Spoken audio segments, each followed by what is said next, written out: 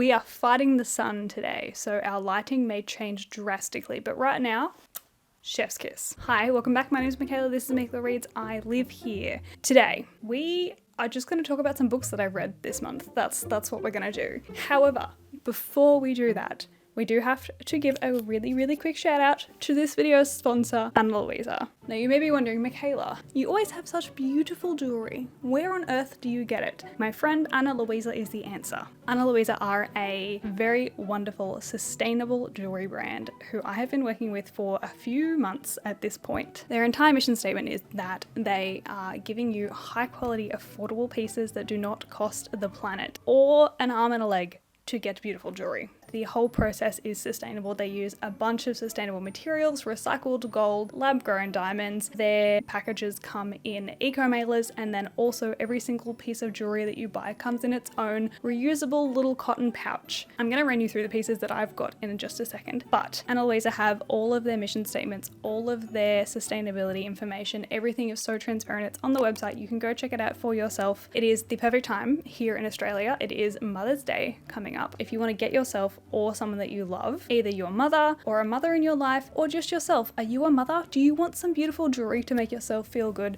Ana Luisa's range is so diverse that they will absolutely have something that is perfect for you. So let's talk about the pieces that I picked out from Ana Luisa. So first up is this ring. It is the Stephanie Silver ring. I actually got this to accompany my engagement ring that I have because it is silver also. But you know me, I'm a mixed metal gal, so I have many different metals on my body at any given time. I picked out the earth pendant. Again, this one is gold.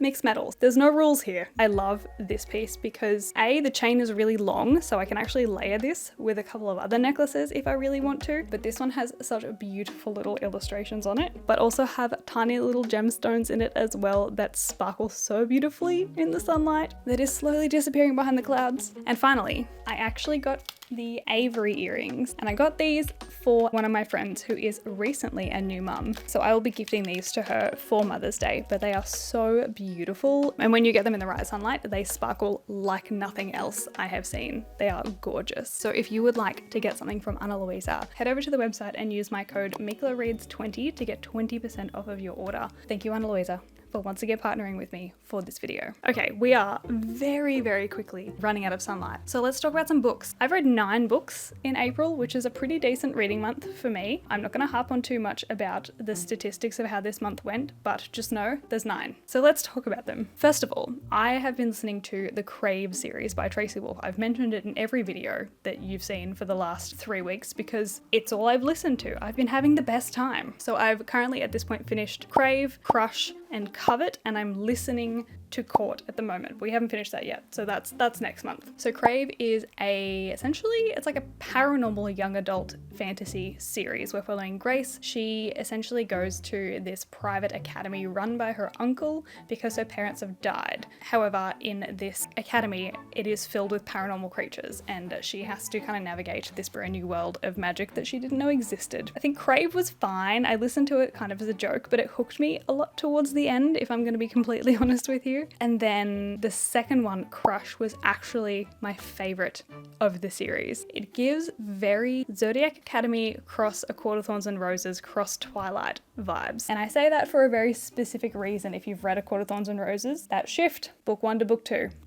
So book 2 stands as my favorite at this point. The best part of the third book was that we actually got to get into some different environments and different contexts, and we explored different parts of the world. And then we actually did a reading vlog where I finished off a lot of the books that I had been reading for a very long time. One of these books included Emily Wilde's Encyclopedia of Faeries. Initially, I really wasn't enjoying this. It wasn't my vibe. It wasn't really what I wanted out of the book. But then I picked it up after not reading it for like a week or 2, and I just kind of accepted the romance subplot that was happening. And then once I did that, it was great. I had a great time reading that book. Either the last 2/3 to 1/3, the book definitely picked up and saved the entire book for me because I was not having a good time at the start. It used far too much of my brain. But yeah, the end definitely was the strongest point. I have the book right here. Why have I not showed you?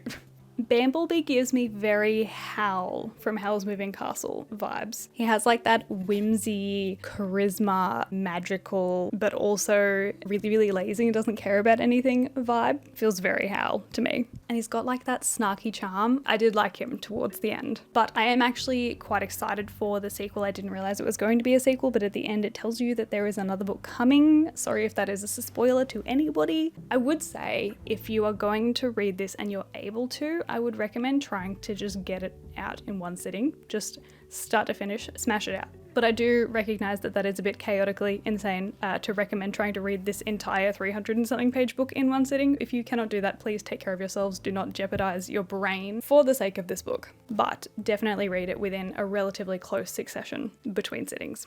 Next, I read what is now one of my favourite books of all time, and that is The Moth Keeper by Kay O'Neill. Where do I even begin with The Moth Keeper? Kay O'Neill wrote The Tea Dragon Society, which is a graphic novel series that I have not read yet. This is her newest release, and it is a very, very lovely story that follows our young main character who has just recently become the Moth Keeper, which is a job in this society that is not exactly desired by everyone because it's really quite isolating. But obviously we explore many, many different themes within the book around finding your place, checking in with people that you care about and making sure that they're okay. It really wouldn't be a meaningful book to me though unless there was a general undertone of mental health and belonging, as well as like a little bit of connection and just a sprinkle of contemplating the entire point of human existence.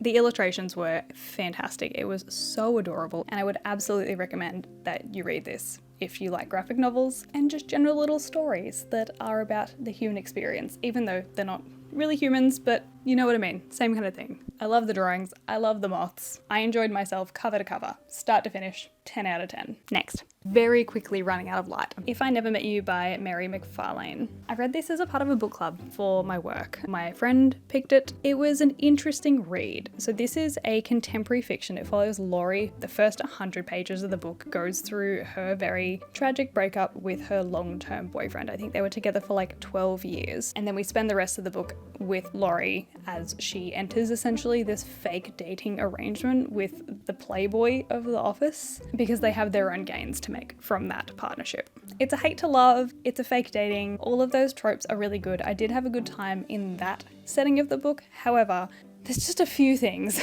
that I had issues with. So the start of the book, the breakup between her and her ex-partner is drawn out for far too long. We spend 100 pages with Laurie wallowing about how she didn't see it coming, he was such a good guy, why was he like this? And I just found it really hard to empathize with her because we only had experiences with him not being a nice person. He opens the book breaking up with her, so we don't have all of this context that she's sad about. There was a significant discrepancy between her and Dan being together and how upset she was about it. I did like that over the course of the book, because she's quite convinced that this is completely fake and a fake dating romance. It is just an arrangement and he's not there, he doesn't like her. So she actually spends majority of this book healing herself and coming to terms with who she is as a person outside of this relationship, and that's not completely shaped by her new fling. And I think that that was a really, really good, strong, powerful message, because if when you're healing from something like a giant breakup where you have to rediscover who you are, if it is influenced by someone else or if it's influenced by a new man, are you really a new version of yourself, or are you just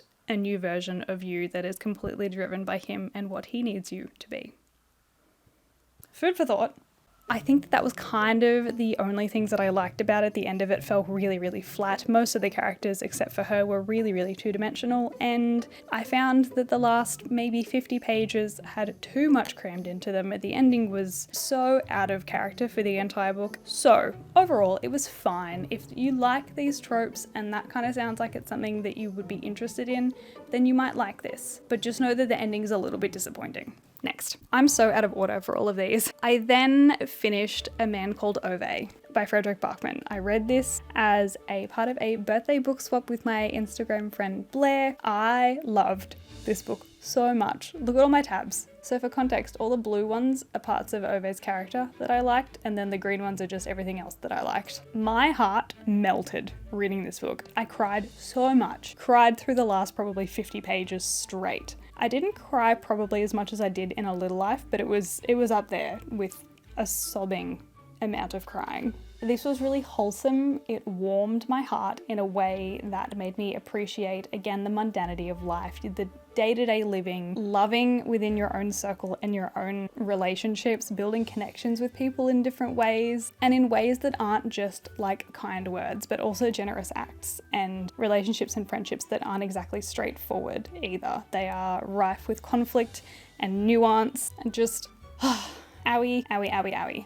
I think it also spoke really well to not taking people as only what they portray to the world, and knowing that there is a lot more that makes up a person than how they present themselves to the world. We spend the whole book following Ove, who is a begrudging old grump of a man who is just being swallowed by grief all the time. But we also get to slowly see him kind of heal from some of that, but his morals and beliefs really come across as not being super rigid and still being able to be molded and shaped around the people that he is around and the people that love him. It was such a strong book for showing growth in character development, but then also processing a huge amount of grief and then healing through connection with other people.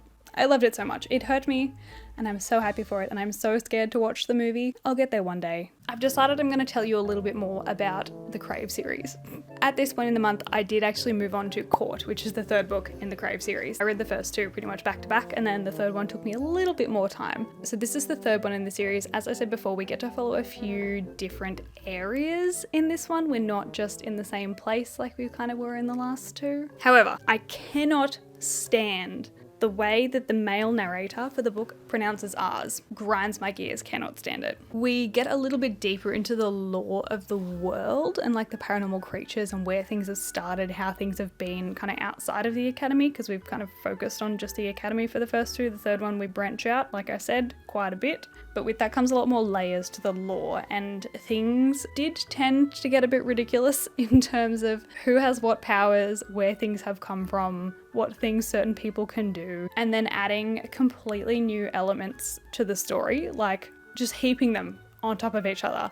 And that continues in book 4 as well. It's not just book 3. We do so much in this book. We see so many things happen. Even though I only finished it recently, I could not tell you all of the events that happen in this book because there's just so many of them. The end was also pretty intense. There was a lot of things that happened at the end of the book, and I think for the audiobook, listening to it on 1.75 speed, it was paced okay, but I can imagine that reading it on paper would have been excruciating. Again, keep it in mind if you're going to read the series, maybe listen to them.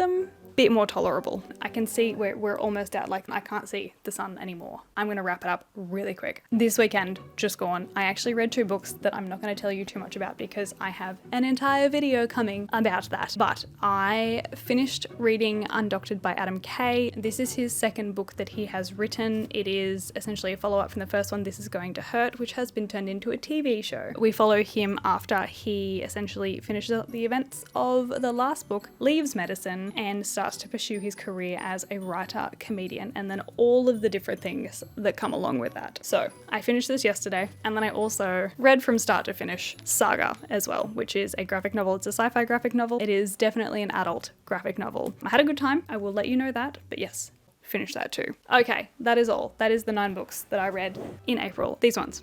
Right here, then plus the other 3 that I listened to. I'm gonna put them down because they're heavy. That's all the books that I read. Thank you so much for joining me on this here adventure. April was a weird month for reading. It was a good month, it felt like a long month, but it was a good one. Let me know if you've read any of these, if you like them. If you're reading the Crave series, please tell me. I need someone else to talk to about this. But yes, so that is all. Do not forget, if you would like to grab something sparkly for yourself or your mother or a mother in your life or just someone that you love, don't forget to head to Ana Luisa. The link is in the description down below. You can use my code meekela20 to get 20% off of your order. Thank you guys for joining me on this now very dark video. I hope you enjoyed. I hope you're having a fantastic day or night or whatever time it is where you are in the world, and I will see you next week. Goodbye.